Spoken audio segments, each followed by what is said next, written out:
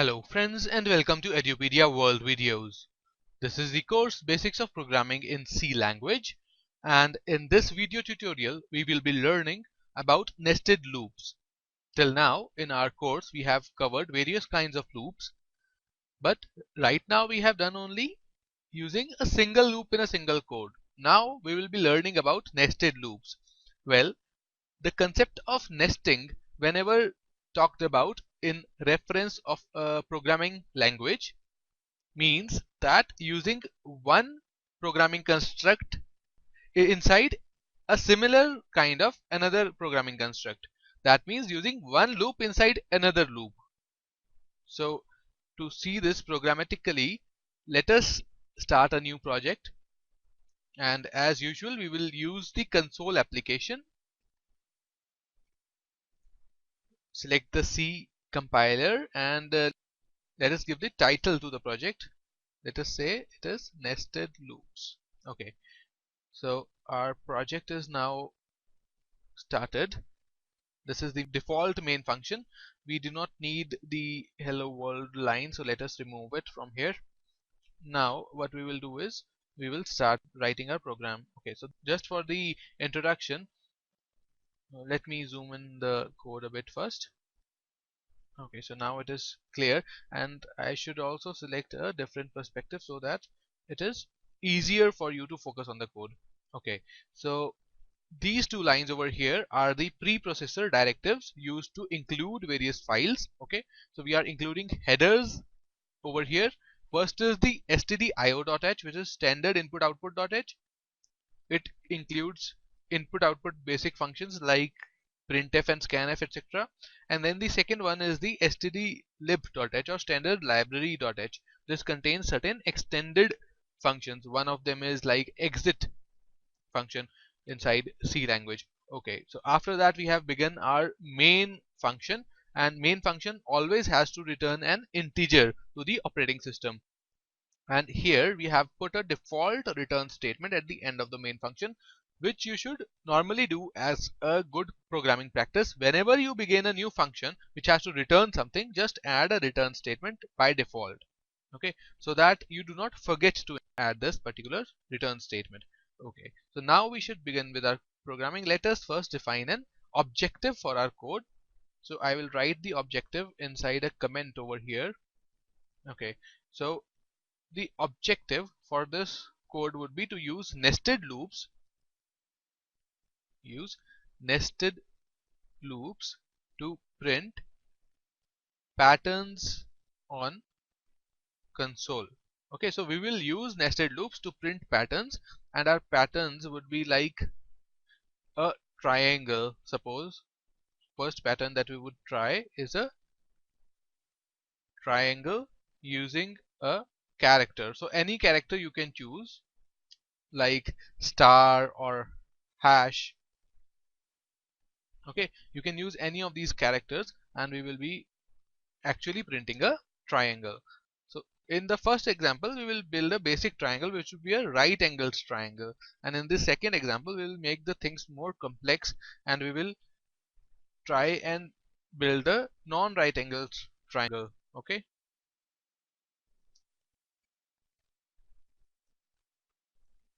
so you will see how the second program is more complex than the first program, and we actually do it. Okay, so now let us start our first program. So first of all we will initialize certain variables that we will be needing. We will declare the variables. So first let me take the limit of the triangle. So that would actually be the height of the triangle in terms of the number of characters. So this height is not in centimeters or millimeters or any other length unit, but it is in terms of the characters. Okay, so number of characters on your screen, how many characters will this triangle cover in terms of height. Okay, so let me name it as height, and I will initialize it to 0, which is a good practice to initialize.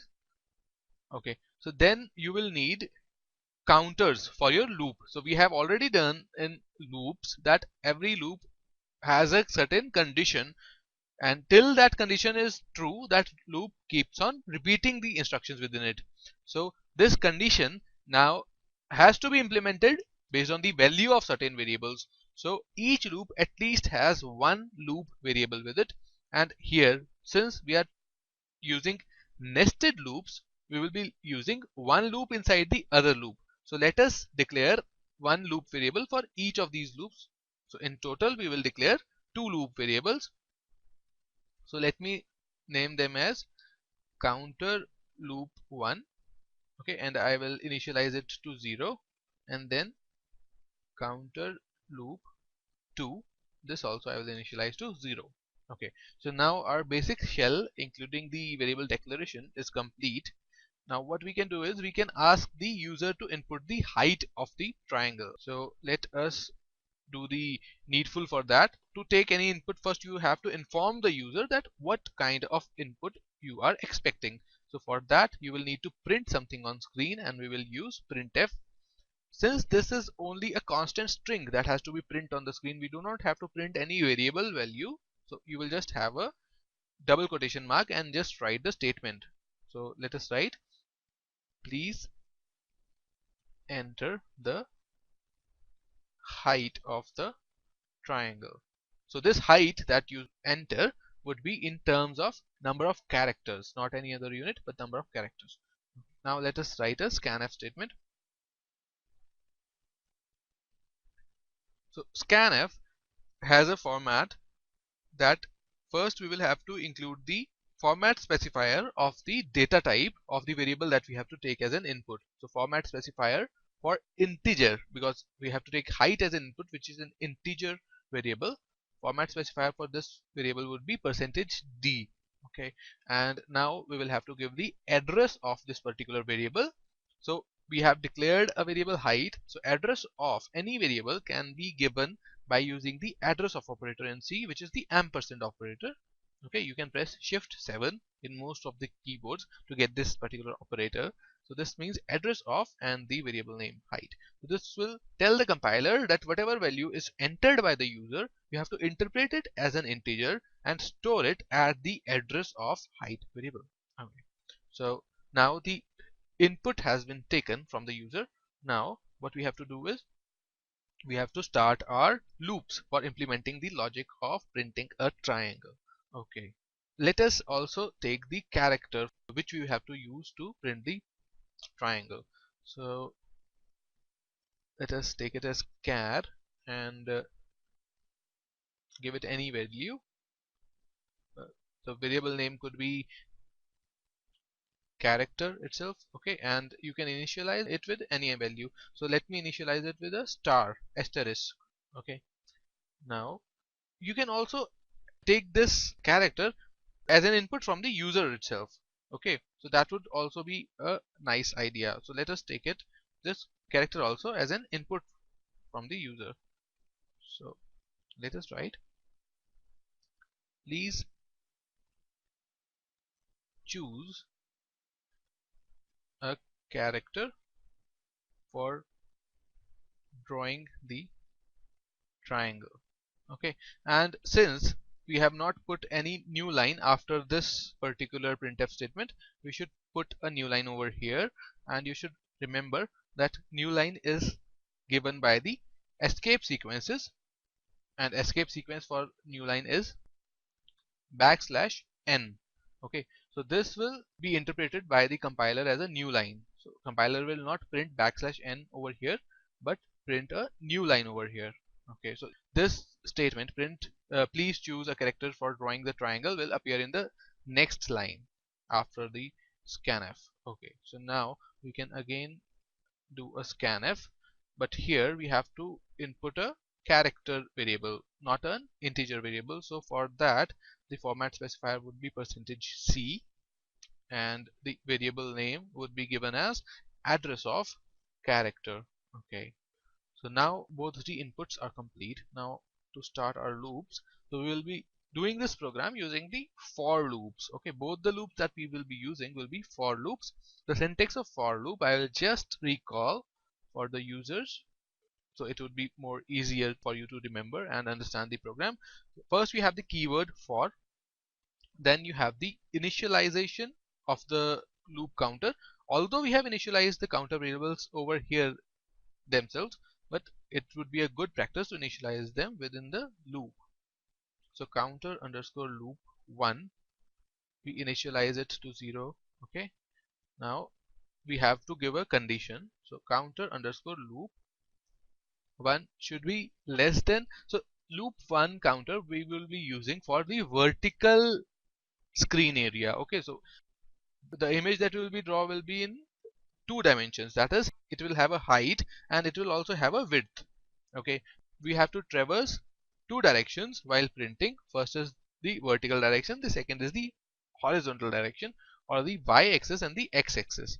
Okay, the counter loop 1, the first loop, the outer loop, will be used for vertical traversing, that is for traversing through the y-axis. So y-axis, our limit is height. Okay, so we will give it as height. So counter loop 1 should be less than equal to height. Till that time we will keep on traversing the y-axis of the program. Okay, so after that we have counter underscore loop 1 plus plus. Okay, so now we should begin our second loop. So that is how we give the nested loops. One loop is over here. This is the loop block in which loop instructions would be from this bracket to this bracket, and inside it we have the other loop. Now the brackets of the inner loop will begin and end inside the brackets of the outer loop. Okay, so the loop that begins later should end first. Okay, inner loop should end inside only of the outer loop. Okay, so let us give the conditions and initialization over here also. First is the initialization, counter loop 2 equal to 0, counter loop 1. So since we have to print a triangle on screen, what it should be there, that how the triangle is a tapered figure. That means at the top it should have a lesser width, and as you go towards the bottom it should increase. So if we just see how it would be, it would be something like this. I will draw it over here inside this comment using asterisk only. First line should be like this, second should be like this, third should be like this, and at each line as we traverse vertically, our base area should increase. So number of asterisks will keep on increasing as we go from top to bottom. So that is what we have to achieve, and our vertical traversing will be done by the outer loop. Okay, and in that traversing we have used the variable height. Okay, this variable height we have used in this traversing, and the horizontal traversing will be done by the inner loop. And let us see how to apply the limit for the inner traversing. In inner traversing, what we should do is we need an ever increasing limit. Okay, if you look at this figure, the inner loop will run for 1 time for the first line, it should run for 2 times for the second line, it should run 3 times in third line, and so on. Okay, so this limit, horizontal limit of the inner loop, should keep on increasing by 1 at every step. So how will we achieve this? This we can achieve only if we have a variable that also gets incremented at every line. So this variable we already have. The counter of the outer loop is already getting incremented at every iteration of the outer loop. Okay, the counter of the outer loop is this counter loop 1, and counter loop 1 is incremented after every iteration of the outer loop. So this can be used as our limit. So we can apply the limit as counter loop 2 should be less than counter loop 1. Okay, now counter loop plus plus, so counter loop 2 plus plus. Okay, so the inner loop is also now complete. Now what we have to print over here, so inside the inner loop we will print the character whatever the user has entered as the pattern character, whatever user has entered over here. So to print, the syntax is like printf, and after that you have the format specifier. So the data type of the variable is character, so we have used %c over here, and we will now give the name of our variable, which is character. Now see, our inner loop is complete. Okay, the statements inside the inner loop are also complete. We have only one statement inside the inner loop which will print our character on the screen. So as many times as specified by the counter of the outer loop. But now what will happen is this printf will complete. Okay, after that it will go to the second iteration of the outer loop, and then again inner loop will run, and this will keep on repeating. But what we are missing over here is that at every iteration of the outer loop we should also enter a new line, because this much will be done in the first inner loop iteration. Okay, and then we have to put a new line over here so that we can traverse vertically. So to traverse vertically you have to put a new line after every line. Okay, so to put a new line, what we have to do is we have to use a printf statement, and as we have just revised, that new line in C language is printed using the escape sequences. So \n is the escape sequence for new line. Okay, so now our code looks almost complete. So let me switch back to the normal perspective so that when we compile, the compilation messages are also available. So this is the icon to compile the code. Okay, it has compiled using 0 errors and 0 warnings. Let me try and execute it, and let us see that does it run as expected or not.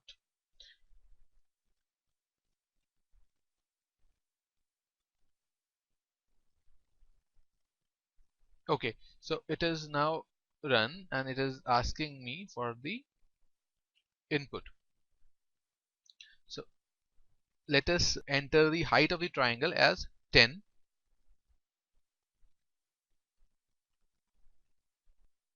Okay, so height of the triangle is 10, and when I press enter,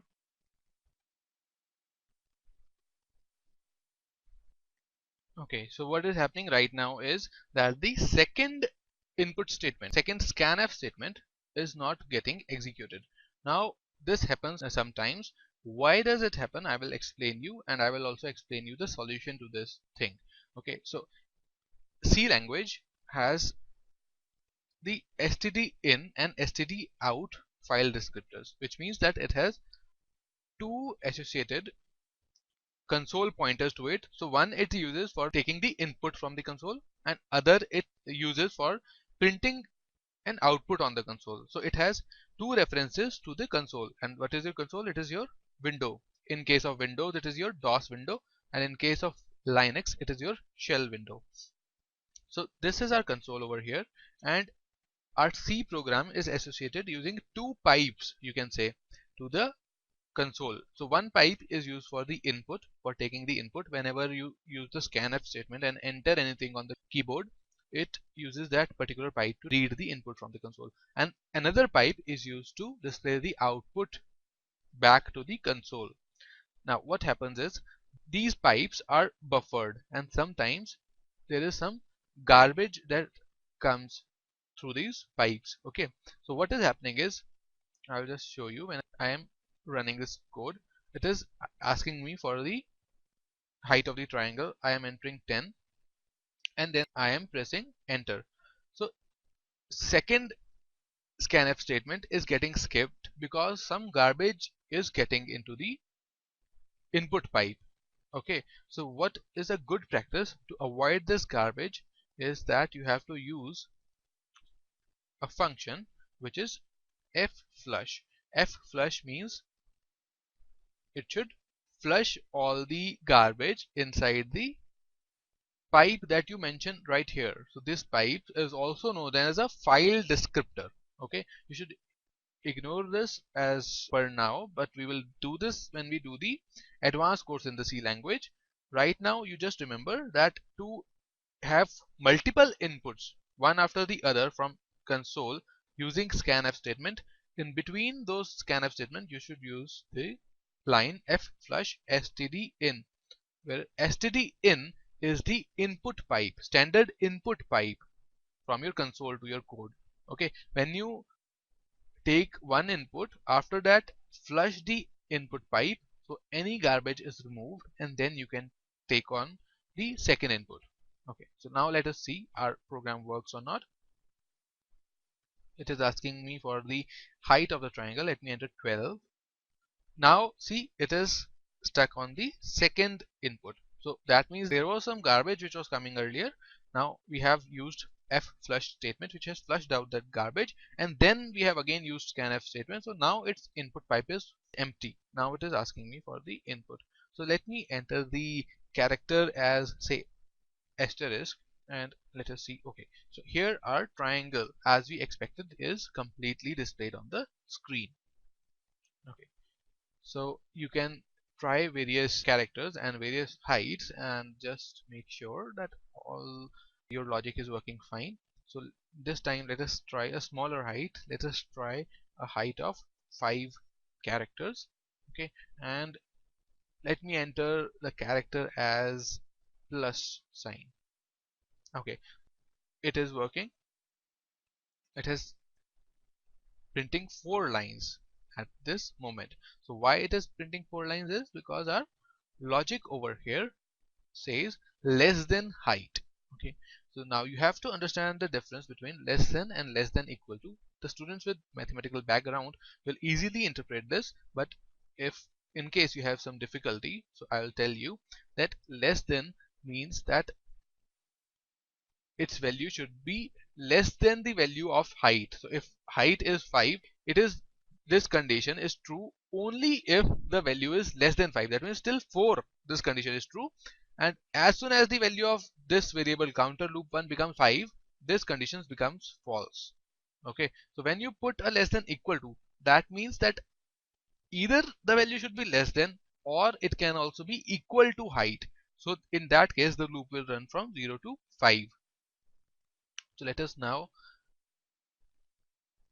save it and try and execute it.